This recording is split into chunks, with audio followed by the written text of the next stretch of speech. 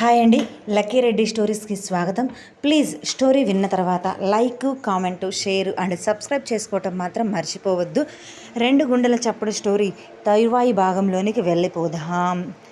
దానికోసం వాళ్ళు సపరేట్గా ఉండటానికి వేరే ఒక చోట ఒక చిన్న సింగిల్ బెడ్రూమ్ ఇల్లు తీసుకున్నారు, ఎవరికీ తెలియకుండా అని వాళ్ళు అనుకున్నారు. కానీ వాళ్ళు ఎవరికీ తెలియదు అనుకుంటున్నారు. ఇంట్లో ఉన్న అందరికీ ఆ విషయం తెలుసు అని భరత్ జలజకు తెలియదు. తన తల్లితో మాట్లాడిన తర్వాత మాయ కొంత కుదుటపడి నార్మల్గా ఉంటుంది. అలాగని మునిపటిలా యాక్టివ్గా అయితే లేదు. మాయ నార్మల్గా ఉండటంతో అమీర్ ఆమె దగ్గరకు వచ్చి చేతులు పట్టుకుని, మనం మన ఇంటికి వెళ్ళిపోతున్నాం, ఎన్ని రోజులని కిరణ్ దగ్గరే ఉండగలం అని అంటే, మాయ సరే నీ ఇష్టం అంటుంది. ఎదురు తిరిగి అవును కాదు అని చెప్పదు. నీకు ఇష్టమే కదా అంటే, నా ఇష్టం నీ ఇష్టం అంటూ ఒకటి ఉంటుంది అని నేను కొన్ని రోజుల క్రితమే మర్చిపోయాను అని మనసులో అనుకొని, ఇకపైన మీరు ఏది చెప్పినా నాకు ఇష్టమే, మనస్ఫూర్తిగా మీ వెంట అడుగు వేశాను, మీరు ఏది చెప్పినా నా సంతోషం అందులో దాగి ఉంటుంది అని నేను అర్థం చేసుకుంటాను అని అతని చేతులు పట్టుకొని ప్రేమగా చెప్పింది. అతను ప్రేమగా ఆమెను దగ్గరకు తీసుకొని నుదుటి మీద ముద్దు పెట్టి అలా హత్తుకొని కొన్ని క్షణాలు ఉండిపోయాడు. ఆ తర్వాత ఆమెను దూరం జరిపి, సరే అయితే మనం మరొక 10 రోజుల్లో లండన్ వెళ్ళిపోతున్నాం, టికెట్స్ కూడా బుక్ చేశాను, అమ్మ వాళ్ళకు నీ గురించి ఆల్రెడీ చెప్పాను, వాళ్ళు కూడా ఒప్పుకున్నారు, నీతో మాట్లాడతాను అంటే నువ్వు డల్గా ఉన్నావు, బాధపడుతూ ఉండేసరికి వాళ్ళతో ఫోన్ మాట్లాడించలేదు, సాయంత్రం మాట్లాడతావా అని అడిగితే సరే మాట్లాడతాను అని నార్మల్గానే అన్నది. లండన్ వెళ్ళిపోతున్నానా అమీర్తో పాటు తనే అనుకుంటూ, ఇక నేను అమ్మ వాళ్ళని కలిసేది తక్కువేనా అని అనుకున్నా, నేను అమ్మ వాళ్ళని చూడాలి అనుకున్నప్పుడు అమీర్ నన్ను అమ్మ దగ్గరకు తీసుకుని వస్తాను అని చెప్పాడు కదా, కాబట్టి ప్రాబ్లం లేదులే అని తనకు తాను సర్ది చెప్పుకుంది. ఎంతగా తనకి తాను సర్ది చెప్పుకున్నా కూడా అంత దూరం తన తల్లిదండ్రులను వదిలి ఉండాలి అంటే కొంచెం బాధగానే ఉంటుంది. ఎంతైనా ఆడపిల్ల కదా. తన తండ్రి గురించి కూడా తను ఇంటికి వచ్చినప్పుడు అడగలేదు, కనిపించలేదు, ఏమైపోయాడో తెలియదు, అతని గురించి ఆలోచిస్తూ ఉంటుంది. జగన్మోహన్ గురించి అమీర్కి తెలిసినా ఆమెకు చెప్పాలి అనే ఆలోచన కూడా చేయడు. ఒకవేళ చెప్పినా దాని గురించి ఆలోచిస్తూ బాధపడుతూ ఉంటుంది అని అమీర్ మాయకు చెప్పలేదు. మాయ కిరణ్ వాళ్ళ ఇంటిలో చాలా ఇబ్బందిగా, ఆక్వర్డ్గా, సింగిల్గానే ఎప్పుడు తన రూమ్లోనే ఉండటంతో క్రాంతి మాయ దగ్గరకు వచ్చి హాయ్ అంటూ పలకరిస్తూ కొన్ని స్నాక్స్ ఆమె ముందు పెడుతూ ఆమె పక్కనే వచ్చి కూర్చున్నది. మాయ కూడా చిన్నగా నవ్వుతూ హాయ్ అంటుంది. మాయకు క్రాంతి వచ్చినా కూడా ఏదో ఇబ్బంది, ఆ ఇబ్బంది ఏంటి అనేది ఆమెకు తెలియదు. ఏదో తప్పు చేసిన ఫీలింగ్ మాత్రం ఆమె మనసులో బలంగా ఉంది. ఆ ఫీలింగ్తోనే వాళ్ళు ఎంత మంచిగా మాట్లాడుతున్నా వాళ్ళతో కలవలేకపోతుంది మాయ. అమీర్ చాలా మంచివాడు అని క్రాంతి ముందుగా మొదలుపెట్టింది. నిన్ను చాలా బాగా చూసుకుంటాడు, తను నిన్ను మొదటి చూపులోనే ప్రేమించాడు తెలుసా అంటూ అమీర్ మాయను ఎప్పుడు చూశాడు, ఆ తర్వాత ఇంటిలో మాయా గురించి ఎటువంటి డిస్కషన్ జరిగింది, ఆమె మీద అమీర్కి ఉన్న ప్రేమ అన్నీ చెబుతూ నువ్వు మారిపోయావు అని నాకు తెలుసు అంటూ మాయా చేతులు తన చేతిలోనికి తీసుకొని సంతోషంగా చూసుకో అమీర్ని, తను చాలా సరదా మనిషి, తనతో ఉంటే ఖచ్చితంగా నువ్వు చాలా సంతోషంగా హ్యాపీగా ఉండగలుగుతావు, ఆ నమ్మకం మాకు ఉంది, కనీసం నీ తల్లిదండ్రులను కూడా గుర్తు తెచ్చుకోలేవు, అంత ఆనందంలో ఉండి తేలుతూ ఉంటావు, లండన్ వెళ్ళిపోయిన తర్వాత తన ప్రపంచం వేరేగా ఉంటుంది, బిజినెస్ అంటూ చూసుకోవాల్సి వస్తుంది అప్పుడప్పుడు, ఒకవేళ నీకు టైం కేటాయించకపోతే నువ్వు బాధపడద్దు, తనని అర్థం చేసుకో, అలాగే ఆంటీ అంకుల్ వాళ్ళందరూ కూడా మంచివాళ్ళు, నిన్ను చాలా బాగా చూసుకుంటారు అని క్రాంతి మాట్లాడుతూ ఉన్నప్పుడే అమీర్ అక్కడికి వచ్చి ఏంటి క్రాంతి, నా గురించి నా భార్యకు ఏమైనా సాడీలు చెప్తున్నావా అంటూ వచ్చి మాయ పక్కనే కూర్చున్నాడు. అవునరా, అమీరు చెప్పిన మాట అస్సలు వినడు, నువ్వే కంట్రోల్లో పెట్టుకోవాలి, ఇది పెళ్ళైంది కదా, చీర కొంగు కట్టేసుకో, వినకపోతే 4 పీకు, నీ వెనక నేను ఉన్నాను అని ధైర్యం చెప్తున్నాను, అంతలో నువ్వు వచ్చేసావు అని పూర్తిగా రివర్స్లో మాట్లాడుతుంది. మాయ మాత్రం ఆశ్చర్యంగా వాళ్ళిద్దరి వైపు చూసింది. పోవే నువ్వు నీ మొగుడిని కొట్టినట్లు నా పెళ్ళం నన్ను కొడుతుందా ఏంటి అంటూ మాయా చుట్టూ చేతులు వేసి దగ్గరకు తీసుకొని, నా పెళ్ళం బంగారం, నీలా కాదులే అని ఆడపిల్లల మూతి తిప్పుకుంటూ ఉంటాడు. అది చూసిన మాయకు చిన్నగా నవ్వొచ్చింది. అబ్బో చాలే, నువ్వు నీ పెళ్ళం బంగారం కరిగించి మెడలో వేసుకోవయ్యా, మాకెందుకు అని అమీర్తో మాట్లాడుతూ, సరే బాయ్ మాయా అంటూ అక్కడి నుంచి వెళ్ళిపోతుంది. క్రాంతి బయటకు వెళ్ళిన వెంటనే రూమ్ గడిపెట్టేసి మాయ ఒడిలో తల పెట్టుకొని ఆమె చేతి వేళ్లతో ఆడిస్తూ బంగారం అంటూ గారంగా పిలుస్తాడు.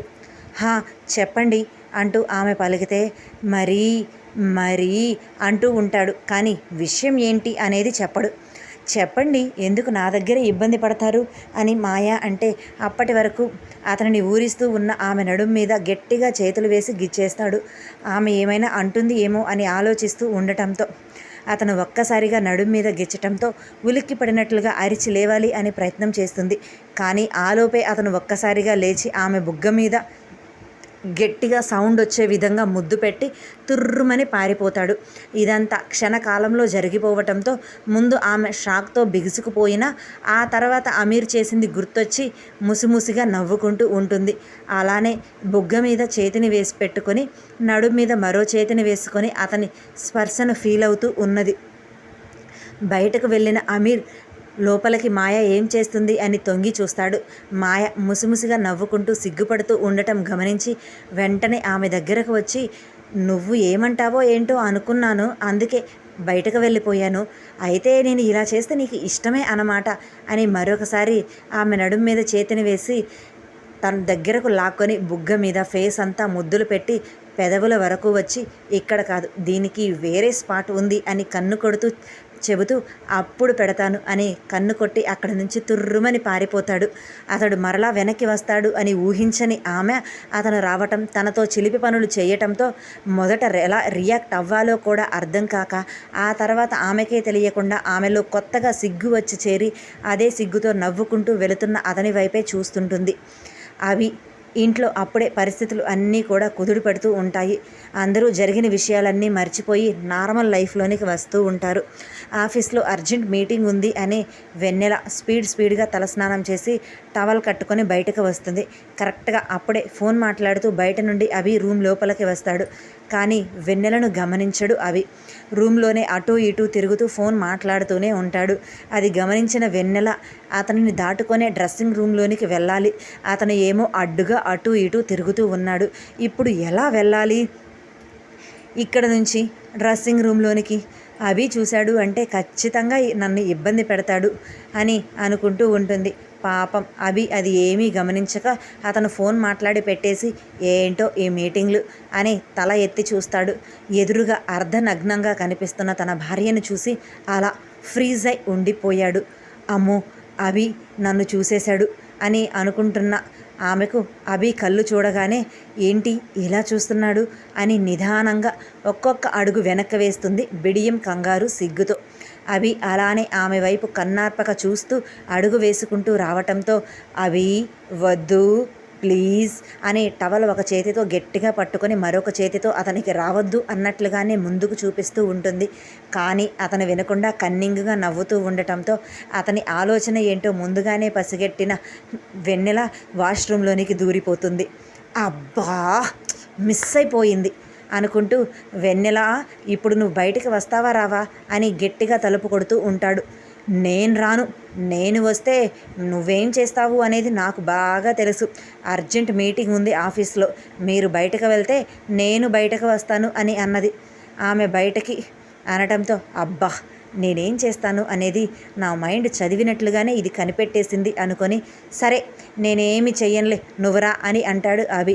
మిమ్మల్ని నమ్మటానికి లేదు, ఈ విషయంలో మీ మగబుద్ధి ఖచ్చితంగా మాట తప్పుతుంది. కాబట్టి త్వరగా మీరు బయటకు వెళ్ళండి, మీరు బయటకు వెళ్ళారు అని నేను కన్ఫర్మ్ చేసుకున్న తర్వాత మాత్రమే బయటకు వస్తాను, అప్పటి వరకు ఇక్కడే ఉంటాను అని మొండిగా చెప్పటంతో ఇక ఏమీ చేయలేక సరే అంటూ బయటకు వెళ్తున్నాను, అలానే తడి జుట్టుతో ఉంటే జలుబు చేస్తుంది, త్వరగా బయటికి రా అని అతను బయటకు వెళ్ళిపోతాడు, కష్టంగా కాలితో నేలని గట్టిగా తన్నుకుంటూ. అలా ఒక 5 నిమిషాలకు ఎటువంటి అలికిడి లేకపోవటంతో ఖచ్చితంగా అభి బయటకు వెళ్ళిపోయి ఉంటాడు అని చిన్నగా తలుపు తీసి తొంగి చూస్తుంది. రూమ్లో ఎక్కడా కూడా అతను కనిపించడు. అమ్మయ్య, వెళ్ళినట్లు ఉన్నాడు అని, మరలా వస్తాడు ఏమో అని స్పీడ్గా తలుపు దగ్గరకు వచ్చి గడిపెడుతుంది. అప్పటి వరకు మంచం వెనక ఆమెకు కనపడకుండా దాక్కొని ఉన్నవాడు ఆమె తలుపు గడిపెట్టడం చూసి నవ్వుకుంటూ స్పీడ్గా ఆమె దగ్గరకు వచ్చి వెనక నుండి గట్టిగా హత్తుకుంటాడు. సడన్గా అలా జరగటంతో ఆమె ఒక్కసారిగా ఉక్కిరి బిక్కిరి అవుతుంది. తనని పట్టుకున్నది అభి అని తెలిసి కాస్త ఊపిరి పీల్చుకొని, మీరు బయటకు వెళ్ళలేదా, నన్ను మోసం చేశారా అంటూ ఆమెను పట్టుకున్న అతని చేతి మీద చిన్నగా కొడుతూ అంటుంది.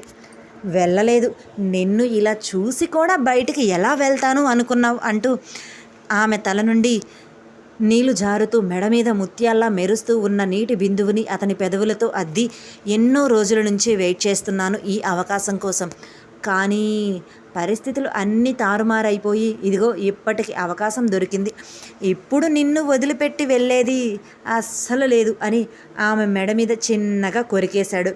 అబ్బా, ఏంటి అభి నీ పనులు అని చిన్నగా అతనిని కసురుకొని, ఆఫీస్లో నాకు మీటింగ్ ఉంది, నేను అర్జెంటుగా వెళ్ళాలి, ప్లీజ్ అభి ఇప్పుడేమీ వద్దు అని ఆమె ఇబ్బందిగా చెబుతూ ఉంటుంది. అతని నుంచి విడిపించుకోవటం తనకి చాలా కష్టంగా ఉండటంతో ఇక తప్పక రిక్వెస్ట్ చేయటం మొదలుపెట్టింది. అదే నేను కూడా అడుగుతున్నాను, ప్లీజ్ ఈ ఒక్కసారికి ఒప్పుకో అని తమకంగా అతని పెదవులతో ఆమె వీపు మీద రాస్తూ అంటుంటాడు. ఇదండి ఇవాళ స్టోరీ. మరలా రేపటి భాగంతో కలుసుకుందాం. వీళ్ళ చిలిపి అల్లరి ఎలా సాగుతుందో తెలుసుకుందాం. Please subscribe, like, share, comment. Thank you.